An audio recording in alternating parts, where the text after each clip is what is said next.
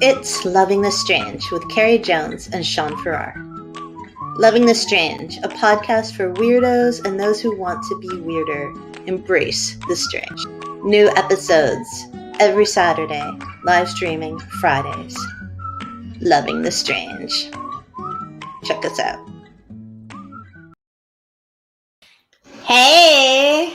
What's up, girl? Hey, boo! It's Loving the no Strange. I and know. Long time no see. You went from the office to the dining room. Shh. I'm in the podcast studio. All right. I'm slightly sad that no one has ever mentioned how adorable the curtains are behind you in the entire time that we've had this beautiful podcast. Maybe not everybody loves them like you do. What? Everyone should love them. So this week's podcast is what's it about for our Bigfoot. Big everything, but Bigfoot. No, don't make it creepy. I'm not. Don't make it creepy, man. No. Actually, I brought up a good point. Okay, I'm ready. Anyways, wait, before we start, this podcast, episode 4 or 5 of Loving the Strange Live, is about Bigfoot and the people who love them. And Shaun is not a believer. Hey, don't be so harsh. I'm just saying. I am a pessimistic believer. You're agnostic about the Bigfoot world. Okay. I'll go with that. And Bigfoot's what? I have valid reasons. All right, before you get into the valid reasons, what was it that you initially wanted to say? Oh, your observation. Remember when you said don't make it creepy, but when you read that book? Shaun always makes it creepy. No. If you can, if there is a way to make something X-rated, Shaun will make it X-rated. He has a gift. And for me, the product of multiple generations of Puritan uptightness is really hard to deal with. Although I love it, it's just not my world. Okay, Captain Interruptus. Sorry. What I was going to say is you made the observation that nobody ever mentions Bigfoot's genitalia. Dude, do we want to start there? Is that where we want to start? No, but that's what I was going to say when you said I was trying to be naughty. Jeez. So my point here is that a lot of times you will read Bigfoot first-person narratives, like these people being like, I saw Bigfoot, he was so huge and he was buff and obviously a guy. But you never hear about assuming Bigfoot's a primate and their genitalia is outside their body. You never hear about that. You only hear about the size of their muscles and the size of their feet and the size of their head and their lack of hair on their face. But, they have human-like eyes, which are very big. You never hear about the Bigfoot baby-making parts. Which makes me doubt the stories, honestly. Because if I saw Bigfoot and Bigfoot was endowed, in a way that his feet were large, I would be like, holy crud. That's a Bigfoot. And I would talk about that because I would be so stunned. Samantha, said, yeah, maybe Bigfoot's female. And sometimes they do say that. They're like, yeah, it was obviously a lady Bigfoot because she was taking care of the child, suckling to her breast. But then they were like, whoa, she had some knockers. You only hear about the size of their feet. The end. I'm sorry, Shaun. No, that's okay. The same thing applies to females because if you look at it like a female gorilla or something, they don't wear bras. So their breasts, after having a couple babies, are naturally saggy. No. Yeah. No. Ladies who have boobs and who have babies, it doesn't mean that their boobs suddenly get saggy after they have children. I have had a lot of arguments with our male friends about this, and they are like, oh, yeah. They know. That's BS. That's BS. And I'm sure it's BS for the Bigfoot world, too. And I cannot believe this is where we've gone in the initial moment. I'm gonna pull up some old National Geographic episodes for you. No. Regardless, That's so creepy. If it's an adult, you should be able to tell what sex it is. If it's a primate, yeah. Yeah. If it's a primate. If it's not a glowing-eyed alien. Yeah. And there are some Bigfoot beliefs that Bigfoot is a glowing-eyed alien. That's totally a trend nowadays, it seems like. Yeah. So there's a lot. I've been doing a lot of research on Bigfoot. I had a book called After Obsession with Steve Waddell that we co-wrote, and you think there's a Bigfoot in it, but it turns out it's not. And since then, I've been doing a lot of Bigfoot research, right? And you have. Yeah. I have books. Look, here's my book. For those of you who can't see because you're listening to this after the podcast, it's The Day Sasquatch Became Real to Me by some guy named Steve Isdall. And like all these other books that are self-published, all about Bigfoot. And there's a lot of theories. About Bigfoot. And some of those Bigfoot theories are kind of hard for me, being a New Englander who's smart. No, not smart. I don't want to be judgy, boo. It's just like I'm not sure why they think Bigfoot's an alien. And, it's a little weird for me. Like, there are some people who absolutely believe that Bigfoot's a primate that's just not, classified and discovered yet. And there's a lot of people who believe that Bigfoot can time travel and is an environmental keeper of the world. And there's a lot of people who believe that Bigfoot is a species of man that's just a bit hairier. And there's a lot of people who believe that Bigfoot is working with the government to do naughty things. And then there's a lot of people who believe that Bigfoot is abducting and killing children. So and then, wait, Shaun, because you're going to like this next part. There's a lot of people who believe that Bigfoot is the star of erotica. As Dee just said, Bigfoot could be hermaphrodite. We don't know. We don't know about the gender and sex of Bigfoot. It's like There's a seahorse. A lot of theories. There's like a seahorse. They're not hermaphrodites. That was a bad analogy, but no, Dee is right. They could be anything. I love Dee, and Dee could be right. Dee made me forget what I was thinking. That's the magic of Dee Harris. She makes you forget because she's so astute. I was thinking about Bigfoot being a man. So there's like a bunch of Greek hermits out running around, super hairy people. Anyways, what? I don't know. I was trying to think of people that are naturally hairy. Okay, that's a stereotype, buddy. Because I could never pass for Bigfoot. Well, you got some hair on your face. Well, yeah, but the rest of my body, there was some naked guy out there running around. Dude, you cannot go hairless until you go into my world of hairless. Look at this. When I was a child, people thought I shaved my arms. You have what's that? Alopecia or something? No, I don't. I have some weird genes. I have some weird genes you don't expect on a white lady. So anyways, moving on from that, because that's kind of a bad place to be. Let's move on. Yeah, let's talk about Bigfoot. Hey, let's answer Doug Marshall's question.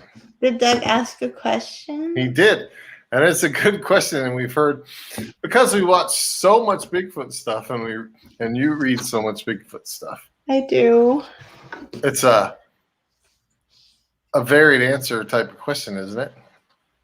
Apparently. So Doug asked, what is the territorial range of Bigfoot? Shaun, can you answer that? I can only answer it based upon a show we watched recently. And that what was that?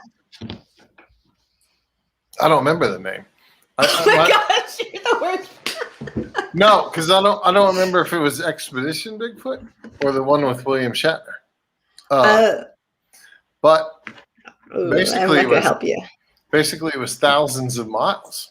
And they move, and they don't even. They haven't even decided if they move like for seasonal feeding purposes or greater purposes. Like, Again, right? Like what? Like what, Shaun? like, people. There's too many people looking for us around here, so let's go to a more secluded area. No. How about Remember, I'm a pessimistic believer. you're agnostic? So you're Bigfoot agnostic. So if Bigfoot is a spiritual being, there is no like limits to Bigfoot's range, right? Like Bigfoot is everywhere. Bigfoot flashes down, takes care of the stuff, flashes out, and says like, peace out. Bigfoot's in here, Bigfoot's gone. If Bigfoot is a primate or an unknown species of bear or something that's bipedal or human or whatever, then Bigfoot is a little bit, has more of a territorial range, right? Like Bigfoot is being spotted allegedly throughout North America, throughout Central America, throughout South America, throughout Asia, like everywhere. Bigfoot is like got some moves and got some territory.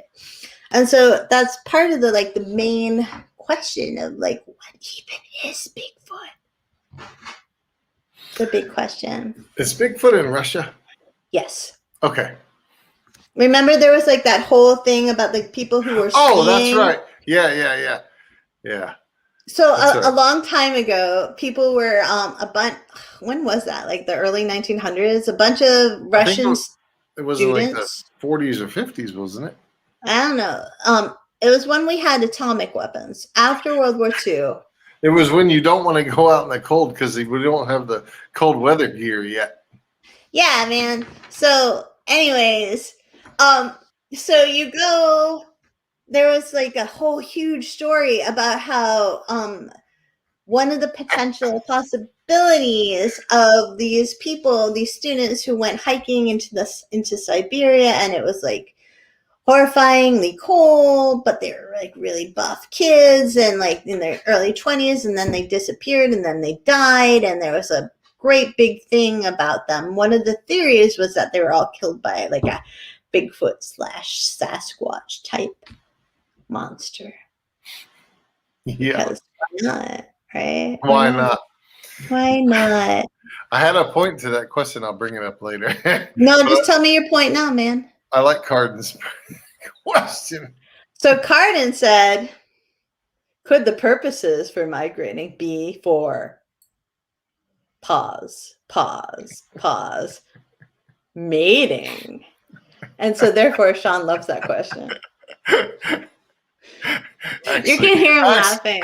Actually, you're pretty hard up if you got to change towns to get like find a mate. I mean, do you think like Bigfoot's like, I did everybody in Ellsworth. I got to move on to Bar Harbor. Oh no, all of Maine is gone. I better move to Connecticut. Crud, there ain't no good mating here. Like, that's right. Let's move to New Jersey.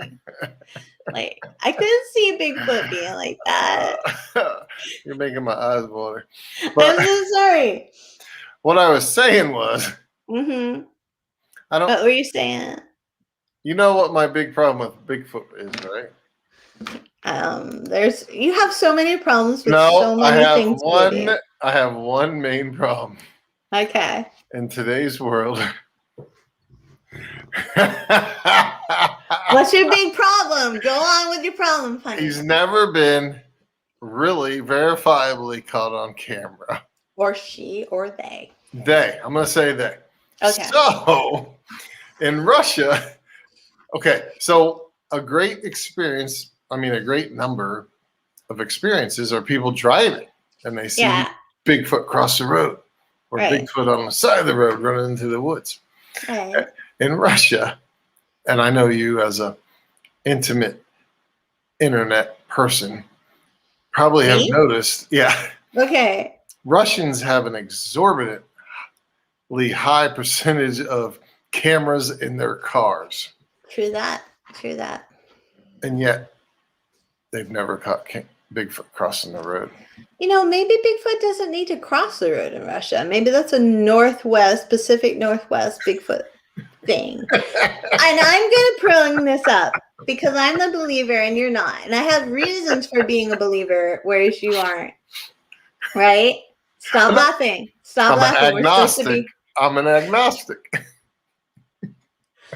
Shaun and I were driving to a Rotary conference in Quebec, in Canada, from Maine, and it goes through some very random remote parts of Maine where you get no cell phone, no data, no nothing, right? And this cute, adorable little bear family ran across the highway in front of us, right? And he's like, "Get the picture! Get the video! Get the video!" And I was like, "Ah!" I'm trying to get my camera out on my phone, and I failed completely. And this was just this adorable bear family. No one thinks bear families don't exist, right? We all know black bear families exist.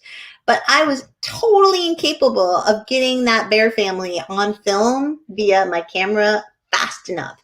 So I can't even begin to imagine what my brain and my fingers would be doing with my phone if like Bigfoot crossed in front of our car while we were driving. And that's true. There's a shock factor that must happen if you actually see a Bigfoot. It's very true. But that doesn't account for the tens of thousands of game cams that are out across the world at any given time.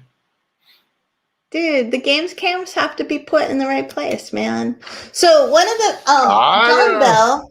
John Bell, one of Shaun's friends, has just commented in the chat that Shaun probably doesn't believe in Bigfoot because he and John Bell, the huge alpha men that they are, ooh, so sexy, have been misidentified as Big Feet while they were in the woods, possibly multiple times, while they were hog hunting, doing whatever they do down in Florida, right?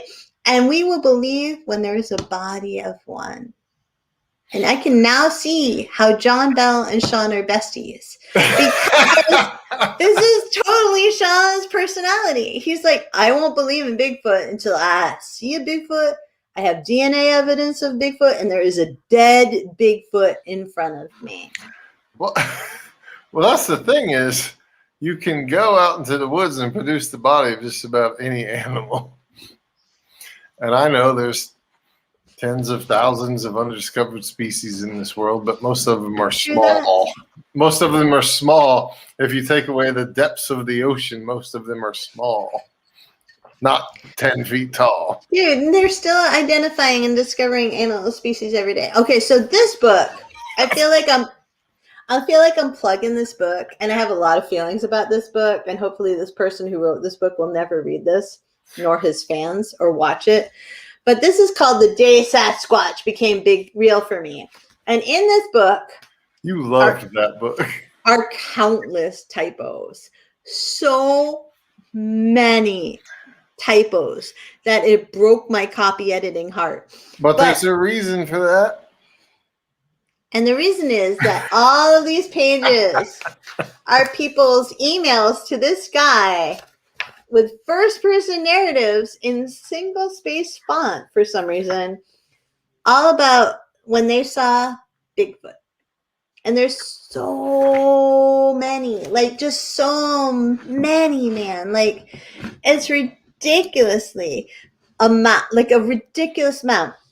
And I'm not a big fan of the BRFO people. No offense to them. I'm sure I like them in real life. But like what is the name of that show? Hunting Bigfoot, Finding Bigfoot, Searching for Bigfoot. Expedition Bigfoot. Okay, that one. The only part of that show that I like are the people's first-person narratives. And it made me think of like this article by Chrissy Elliott, which I haven't talked to Shawnee about, but it's called, So Why Do People Believe in Bigfoot Anyway? And I think that's kind of like what? Why are you laughing, babe? Never call me that online again. Shawnee? Yeah. I'm going to just change your name to Shawnee. I'm sure you will. Can I change it to Shawnee Ferrari? No, keep talking. I don't know if I want it anywhere. So anyways, Chrissy Elliott had this really cool article in California Magazine all about why people believe in Bigfoot. And she had a bunch of reasons laid out. The first reason was like, they think they saw a Sasquatch and they want to prove to themselves and the world that they're not crazy. Because if you think you saw a Sasquatch, it becomes really hard to be like, yo, I saw Bigfoot, and not have people mock you. Like, I once, when I was married before, I had Emmy, my little baby person, and I were walking through the woods, right? This is like not Bigfoot story. It's just a regular story. We're walking through the woods on these game trails behind ATV trails too, behind our house that we were renting. And we rounded this corner and there's this terrible smell of skunk, right? And we're like, ooh! And I was like, whoa, what is that smell? But I kept walking forward because I'm stupid. And we walked forward around this curve and there's a black bear, like boom, right there. 50 feet in front of us, like scavenging on this rotting wood piece, apparently looking for grubs or something. And Emily's in my LL Bean backpack, important detail, that is LL Bean, I don't know why.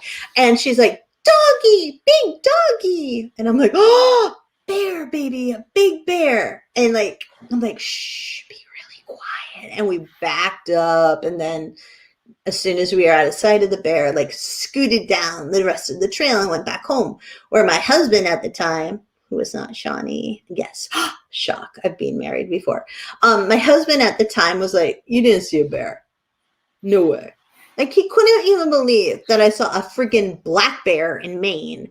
So, like, imagine the disbelief that people have when they have a Bigfoot story, if they have a Bigfoot story, assuming that is true. Like, there's a lot of, like, disdain and meaniness, you know? Yeah. Meaniness. A Bigfoot story would be even harder to believe. Yeah. So that's the number one reason. And so then the number two reason is based, according to them, is something else that I can't find as I try to scroll down the article. Nice prep work, baby. Dude. I had to do all the prep work. So number reason two, that doesn't even make sense. But reason two is a bunch of their people believe in Sasquatch, so it would be weird if they didn't. Like in the West Coast, as opposed to where we live in the Northeast, there's a ton of people who believe in Bigfoot. Like there in California, there's over 430 sightings that have happened since the 1940s. That's a ton of sightings, right? They have Sasquatch festivals, they have statues, and like if you don't believe in Sasquatch, it's like you don't believe in America. So like there's that whole dynamic going on, right? And that's kind of weird and interesting. And I think that people from the East Coast don't get that, right? Because we're from the East Coast. And then the third reason is that if you believe in Bigfoot, it keeps the hope alive that people can be self-sustaining and humans haven't totally destroyed their environment beyond repair, is what she says. So there's this guy named Robert Pyle, and he's a journalist, and he like went deep into the world of scientists, hunters, and Bigfoot like devotees. And he got really into Bigfoot. And what he wrote in his book, which is called Where Bigfoot Walks, is people don't want to be Bigfoot. They want to find Bigfoot. They want to be Bigfoot. And that's a really interesting thing to me. Because like if I don't understand that. No, because if Bigfoot can be real, right? Mm-hmm. It means that like our ecosystems aren't failing and our environment still supports this giant primate or alien or whatever you want to pretend Bigfoot is. And we have these vast wilderness spaces that we can still explore and that are still unknown. And that's like this really cool, positive thing to believe. It is. Shaun. No rebuttal. And the reason number four, I don't have a rebuttal for that. Yeah, and reason number 4 is that this is a direct quote, is that a lack of proof doesn't disprove that Bigfoot exists, so it's hard to declare with certainty that Bigfoot is fake. And Christie says, though Bigfoot believers obviously don't represent a huge section of the American population, and scientific proof of the creature's existence has eluded them, they don't seem discouraged. What keeps Bigfoot legends alive is actually the lack of proof, because mysteries appeal to the natural curiosity inherent in human beings. The act of entertaining legends allows people to expand their minds and challenge traditional perceptions. If there was absolutely no chance of Bigfoot being real, then the legend would disappear. But if science came out in full support of Bigfoot's existence, then that would also make the legend disappear. Mind blown. Yeah, but if we found a Bigfoot body, there'd be a lot more people out hunting Bigfoot. Who wants a Bigfoot body? Especially in Oklahoma. No one. No. Doug Marshall told us before that it's legal to hunt or trap Bigfoot in Oklahoma. Yeah.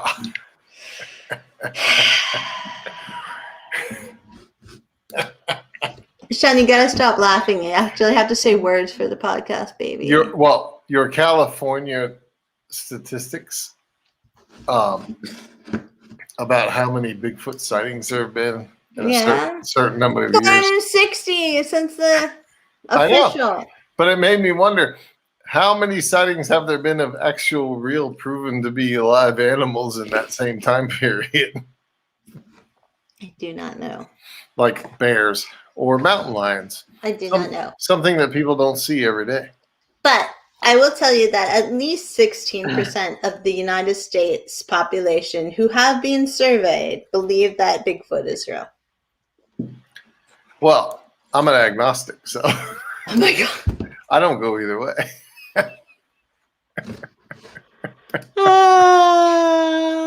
Shaun. I really want Bigfoot to be real. I do. Really? Yeah, why not? I think it'd be awesome.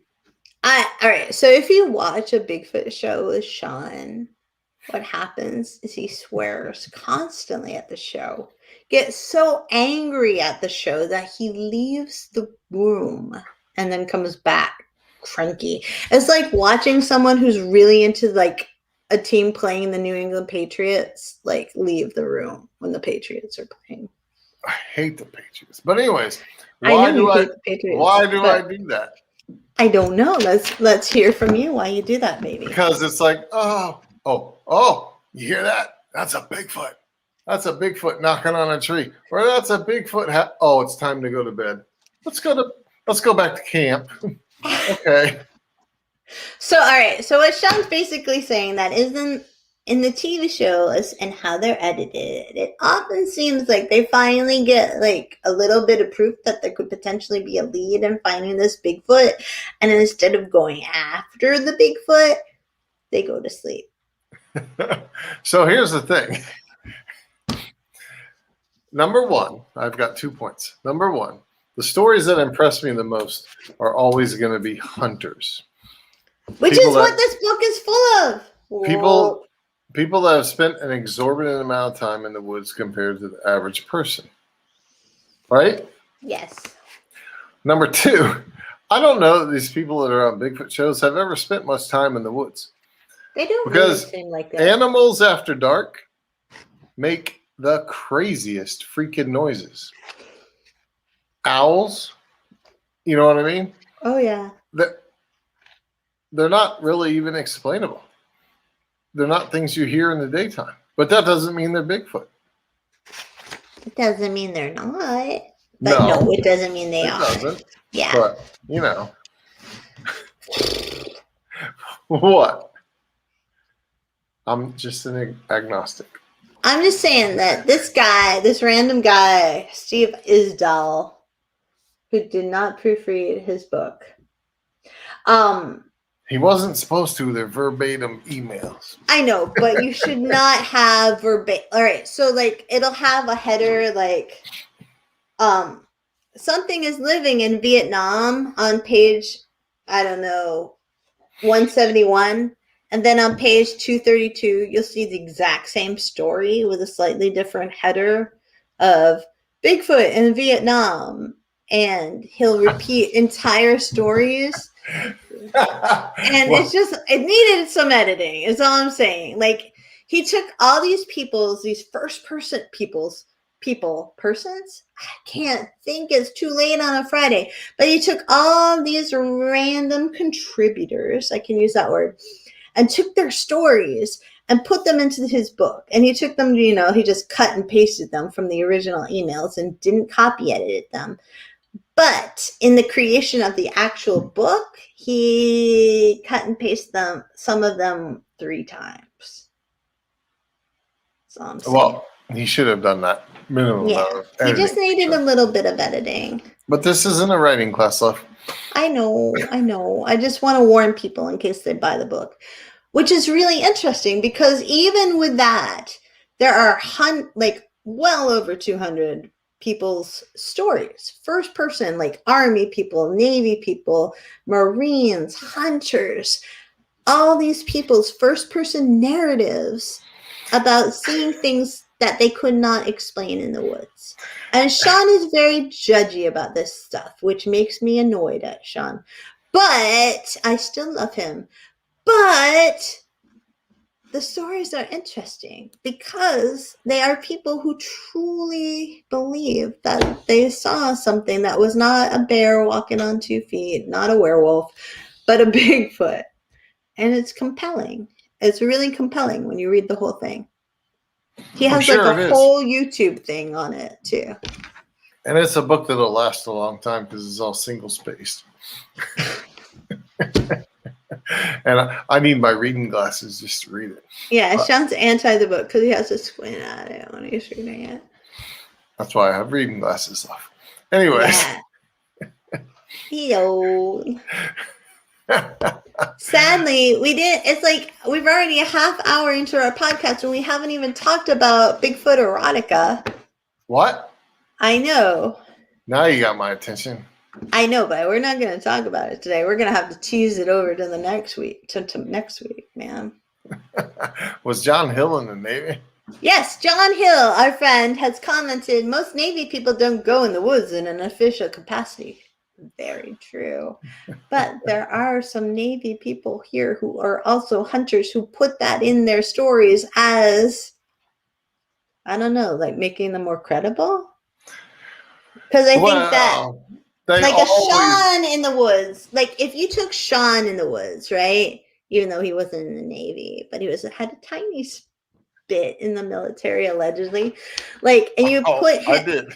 And you put him in a Bigfoot narrative versus me in a Bigfoot narrative, you're gonna believe most likely Shaun. And that might be because he's a man and we're a sexist society, but it also might be because he knows more about being in the woods than I do. He hunted, whereas I just tromped around for days and days and days because my parents weren't home and I was a latchkey kid. And so the military kind of gives a lot of these people in this book, when they're like introducing who they are, they're like, I was a Seabee, or I was in the SEALs, or I was blah, blah, blah. I was stationed at Fort Benning. I was stationed at blah, blah, blah. And it kind of gives it more credibility, I guess. Well, strangely enough, gender has nothing to do with it. Because there's plenty of females that spend plenty of time in the woods hunting or doing other outdoor activities. Intriguingly, almost all these stories are for men. Wow, that's very interesting. But my other point was you touched upon 2 parts of the Navy. Well, I don't know about the Seabees 100%, but the SEALs definitely spend a lot of time in the woods. Regular Navy people don't. But if they're it's not about the military. It's about time in nature, time out in the woods. I know, but I'm not sure. Like, assume that you spent more time out in nature, babe, than I did. And I think you would assume that, but I don't know if that's true. Oh, it's true. No, I don't think it's true. Okay. All right. I'm just going to say, I grew up in Bedford, New Hampshire, right? Yeah. And it was super poor. I was super poor in a rich community, super rural. I had nothing to do after school. We were too poor to even have cable, right? Right. And so all I did was tromp around in my woods, pretending to be Tom Brown, tracking things. I know. And people don't know that, but like I spent every freaking day out in those woods. And yeah, it was the woods of my backyard, but that extended for acres. And you grew up in Fort Lauderdale in high school, and you didn't do that, baby. You didn't do that. You weren't looking for Bigfoot every day like I was.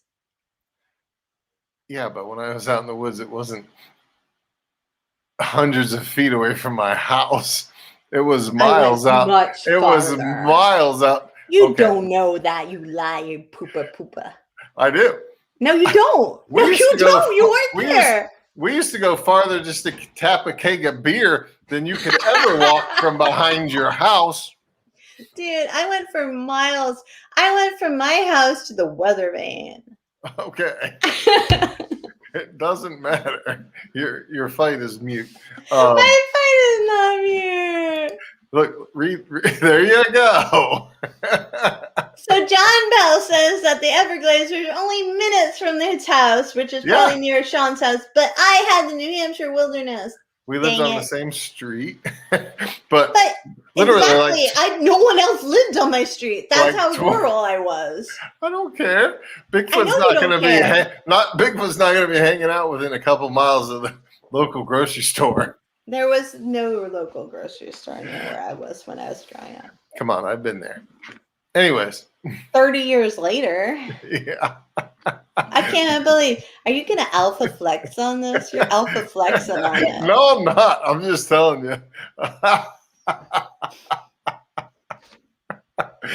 Baby, you have to stop laughing and you have to articulate your words, honey. Okay, let's put it this way. The places we hung out, the police couldn't come unless they had a helicopter. The police couldn't come to where I went out. Yes, on a road they could. I didn't go on the road. I went into the swamp. Love. You're okay. Never mind. I'm not going to argue with you about this. All right, wait. 2 months later, therapist. Carrie, why did you and Shaun divorce? Well, let me tell you. It's because you didn't believe I grew up rural. Because I was from New Hampshire. Why don't you bring up a Google map? And I'll do the same thing. No. Yeah. No. Okay. I win if I win. Time. I win. You do not win. Because you refuse to do the Google map. But anyways. I'll do the Google map later for next week. All right. We don't have time for the Google map this week. Okay. And then there was awkward silence. You've never even been mudding before. There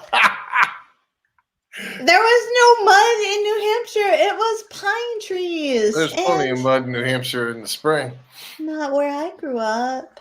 Anyways, let's get back to Bigfoot, okay?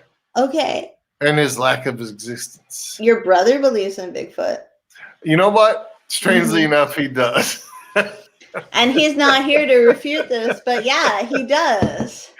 Because there's a ton of Bigfoot sightings in Florida. But he didn't. And they weren't all just you and John Bell, your BFF. Like we didn't sight a Bigfoot. That's the problem. No, but John Bell said that a lot of the Bigfoot sightings were you and him. Yeah. So, but not all of them. Not all of them. There are a ton of Bigfoot sightings. There's a great Bigfoot sighting from a game warden in Florida who was actually a woman. Yeah, like that's why I'm agnostic. I really want proof. I really want to believe.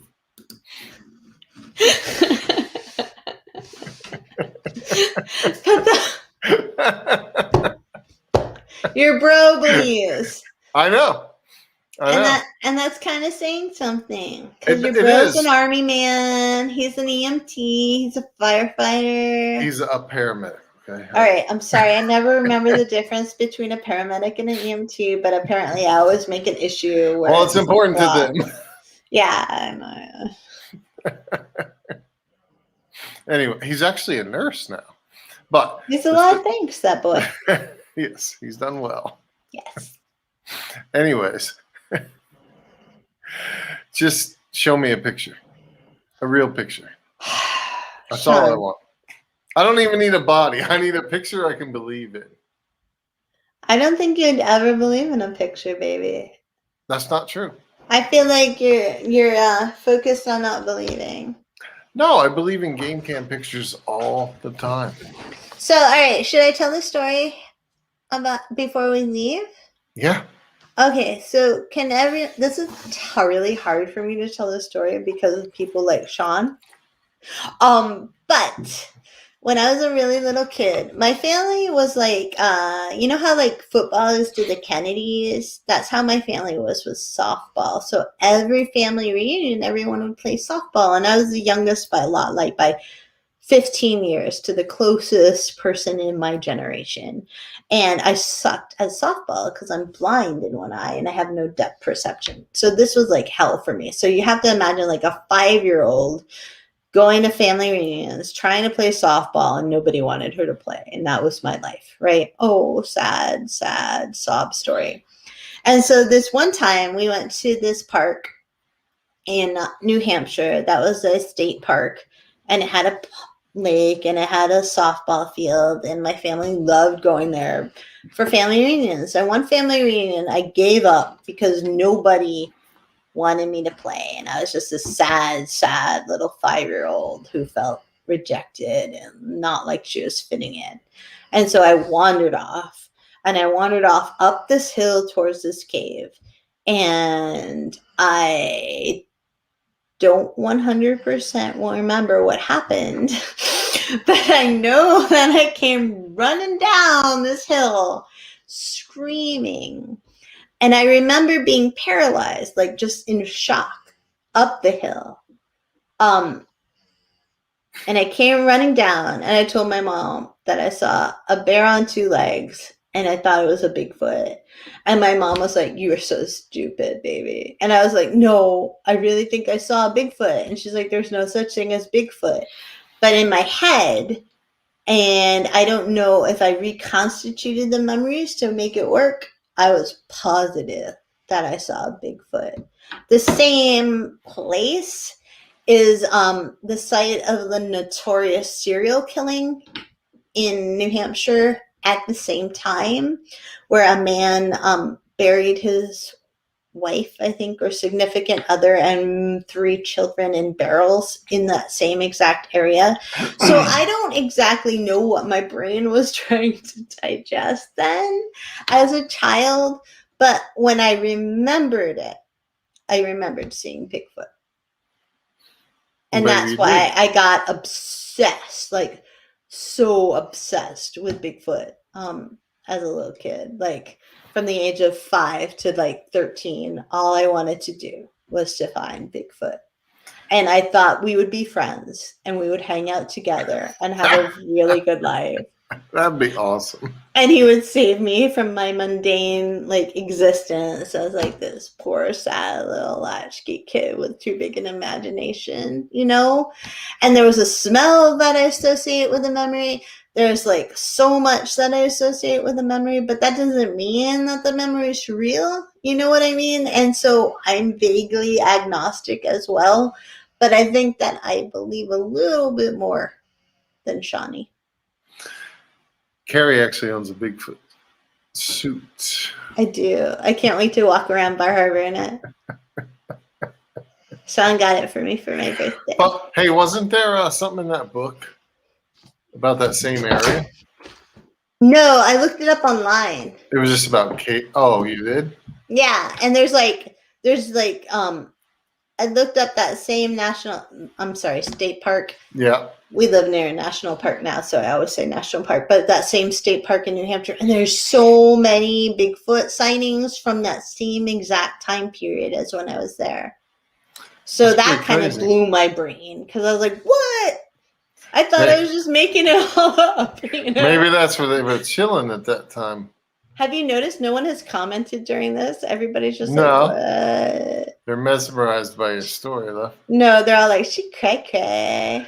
Yeah. Maybe a bunch of big feet were hanging out in the cave, tapping a keg of beer. Dude, I have such a distinct memory. I'm like, can't even share it here because it's so weird. But it was a really good memory. And you can't be ashamed Dude, I'm totally ashamed. How are we going to get somebody else to come on here live with us and tell their Bigfoot story if you're afraid of telling your story? They can't because you just keep laughing at it. You're so judgy, baby. I'm not. Oh, I wasn't laughing at you. I was laughing at the fact that I could hear Sparty snoring in the background. Our dog. Our dog is in the same room as I am, and he is indeed snoring. Can you really hear that? I can. Yeah. That's terrible. Anyways, let's put a shout out for Bigfoot? people that have Bigfoot stories. We would love to hear your Bigfoot stories, and Shaun won't be judgy. It will help convert him. I will not be judgy, I promise. I'm really interested. Yeah. And I would like for you to be on our show next week, live. And if you don't want to show your, can we put like a emoji or something on there if they want, like a personalized thing? I can try to figure out the tech to do that, yes. Okay. Or they can just shut off their video and only do audio like normal people do. Oh, well, normal people. Normal people. That's boring.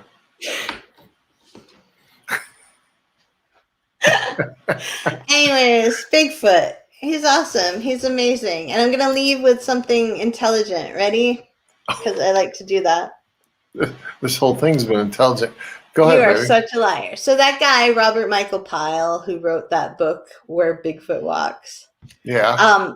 had an answer to a question, which we will post in our podcast notes at carriejonesbooks.blog, about why is Bigfoot so captivating. And he said, I think there's something in us that wants to think that there might be something beyond the campfire that is somehow either threatening or intimidating, or at least mysterious. The more like us, the better, but not quite like us.